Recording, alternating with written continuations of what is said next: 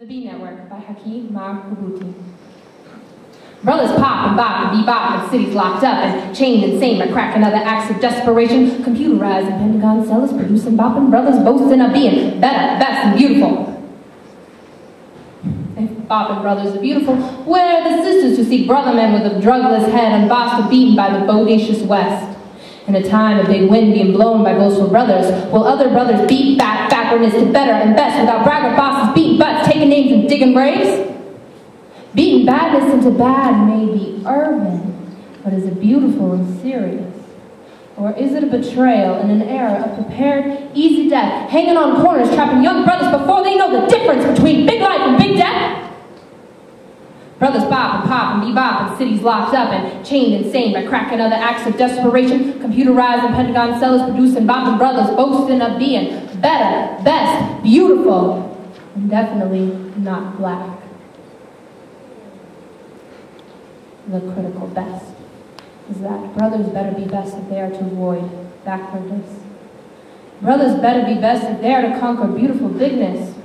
Comprehend that bad is only bad when it is big, black, and better than boastful braggarts belittling our best and brightest with bosses seeking inches when miles are better. Brothers need to bop to be black and bright, above board the black train of beautiful wisdom that is bending this blind toward a new and knowledgeable beginning that is bountiful and beautiful. I'll be bopping to be better than the test, brother man. Better yet, write the exam. Beethoven by Shane Quaker. Listen, his father made a habit out of hitting him. You see, some men drink, some men yell, some men hit their children. This man did it all because I guess all men want their boys to be geniuses. Beethoven, little boy living in a house where a name meant nothing. Little boy living in a house where mercy had to be earned through each perfect note tumbling up through the rooftops to tickle the toes of angels whose hearts couldn't hold half the passion held Lance, a young boy who was hard of hearing. Beethoven, who heard his father's anthem every time he put finger to ivory. It was not good enough. So he played slowly, not good enough. So he played softly, not good enough. So he played strongly. And when he could play no more, when his hands cramped up into the gnarled roots of tree trunks, it was not good enough.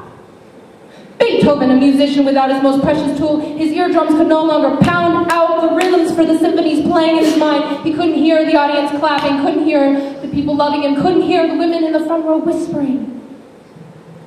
Beethoven, as they let the music invade their nervous system like an armada, marching forward, firing cannonballs, detonating every molecule in their bodies into explosions of heavenly sensation. Each note leaving track marks across their bodies, making them ache for one more hit.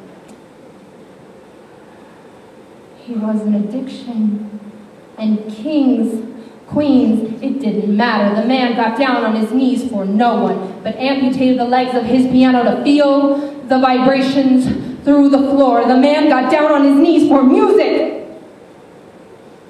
And when orchestras played his symphonies, it was the echoes of his father's anthem repeating itself like a broken record, broken record. It was not good enough.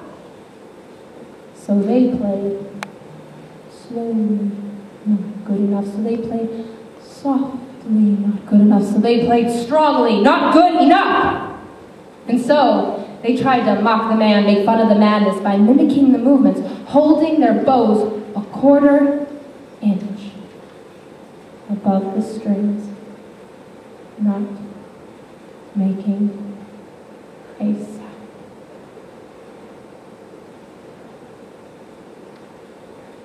It was perfect. You see, the deaf have an intimacy with silence. It's there in their dreams. And the musicians, they turn to one another, not knowing what to make of the man, trying to calculate the distance between madness and genius, realizing that Beethoven's musical measurements could take you distances reaching past the towers of Babylon, turning solar systems into symbols that crashed together, causing comets to collide, creating crescendos that were so loud they shook the constellations until the stars began to fall from the sky, until it looked like the entire universe